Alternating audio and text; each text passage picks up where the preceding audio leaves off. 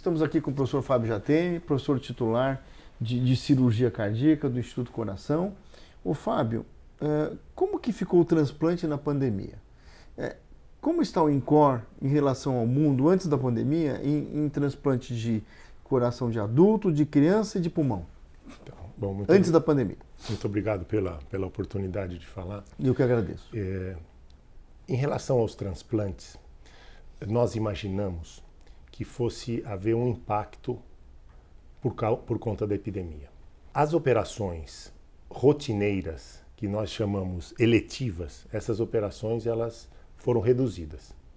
Nós passamos a operar apenas os pacientes mais graves, mais urgentes e emergências. Em relação aos transplantes, nós imaginamos que isso também iria acontecer.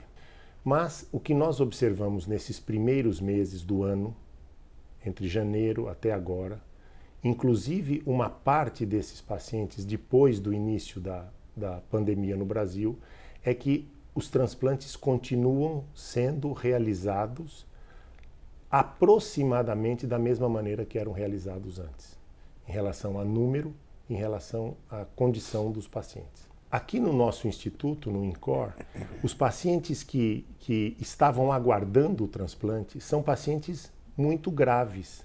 Alguns dependem de aparelhos para continuar ajudando o seu coração.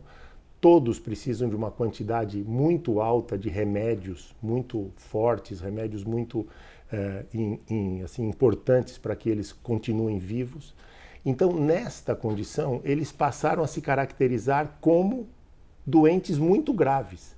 Urgência, emergência. E nós sabemos que se esses pacientes não forem transplantados em questão de poucas semanas ou pouquíssimos meses, eles não vão resistir.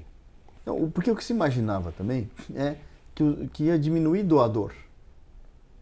Por quê? Por causa do isolamento social, teoricamente, porque vem muito de acidente de carro? Isso. Nós temos doador?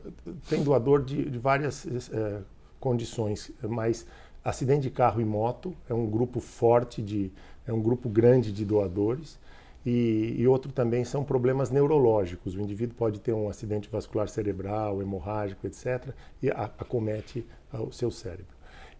Então, o que nós observamos em relação a isso é que houve uma redução de doadores, mas não uma redução tão grande que pudesse, vamos dizer, comprometer o número de transplantes. O que houve muito, assim, e a Associação Brasileira de Transplante de Órgãos se preocupou muito, foi como nós vamos avaliar o doador. Utilizar um órgão, qualquer que seja, coração, pulmão, eventualmente outros órgãos, de um indivíduo que já está com a contaminação e passar para um outro indivíduo que vai ser o receptor, quem vai receber o órgão e que vai tomar drogas e etc., isso poderia agravar uma situação já muito grave. Então, as providências que foram tomadas era assim, a primeira delas, procurar testar através de exames antes do transplante se o paciente é portador do vírus ou não. Mas dá tempo? O doador, dá tempo. Isso está sendo feito rapidamente, não é tão rápido assim, mas são algumas horas e se consegue aguardar.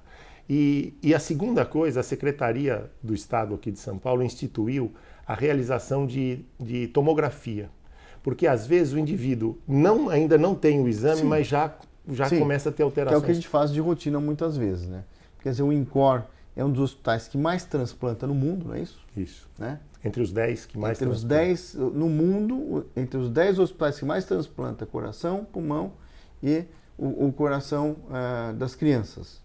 Isso é um orgulho para casa, né? Sem dúvida.